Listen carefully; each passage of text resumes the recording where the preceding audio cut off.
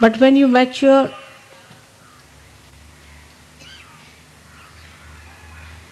you become Mahaganesha.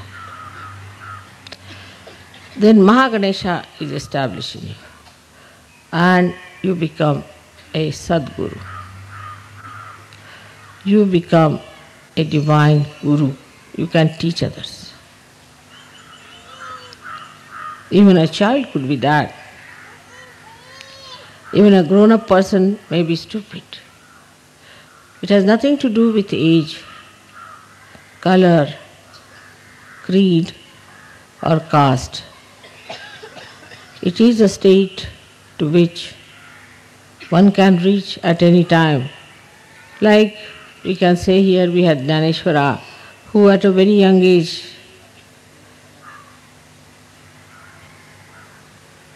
composed the great Jnaneshwari. As you have seen yesterday, at the age of 12 years, Gorakhnath established his Mahaganesha.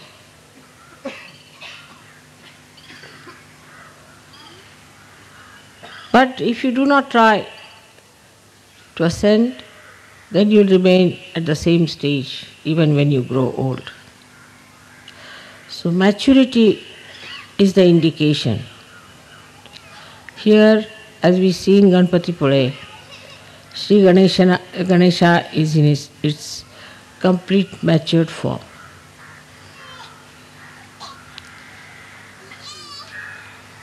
So that we develop also our Mahaganesha within ourselves. And our eyes become pure, powerful, and divine.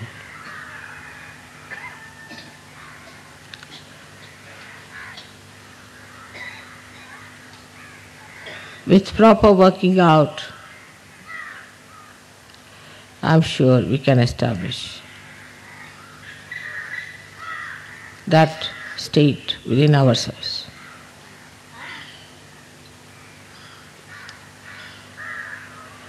आज आम्ही गणपती पुळ्याला आलो, ह्याचं फार महात्म्य आहे.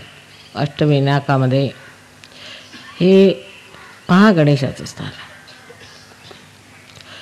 महागणेश हा पीठाधीश आहे आणि ह्या पीठावर बसूनच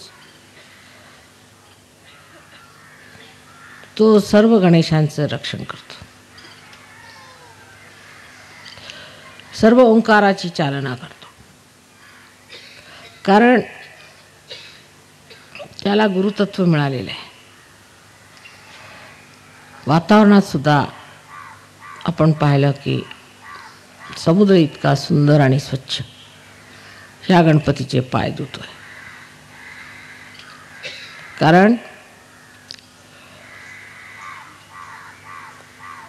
समुद्र हा गुरुतत्व आहे आणि त्या गुरुतत्वाने तो श्री गणेशाचे पाय धुतो. तसेच सर्व सहयोगांचे झाले पाहिजे. गणेशस्तुती झाली, गणेश स्थापना झाली, त्यानंतर महालक्ष्मी तत्वाने तुम्ही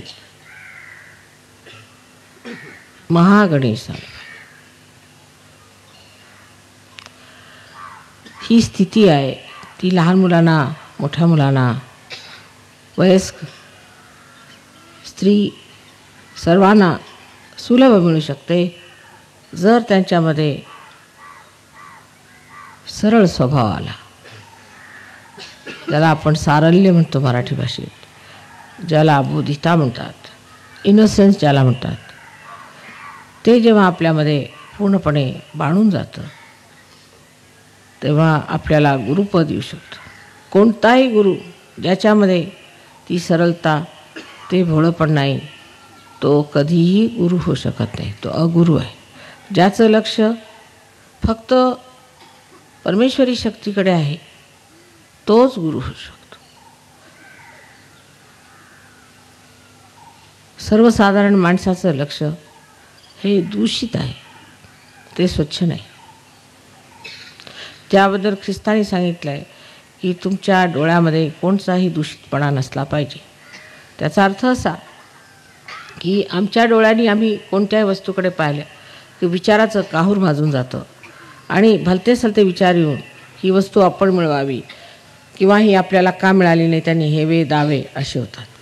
कोणत्याही वस्तूकडे बघून जर विचार आला तर तुम्ही आज्ञाचक्रावर अजून मात केलेली नाही.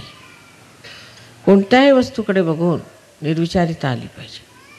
विशेष करून जेवढ्या परमेश्वरी संपत्तीत समृद्ध अशा देवी देवता आहेत त्यांच्याकडे पाहून तरी निर्विचारिता आली पाहिजे.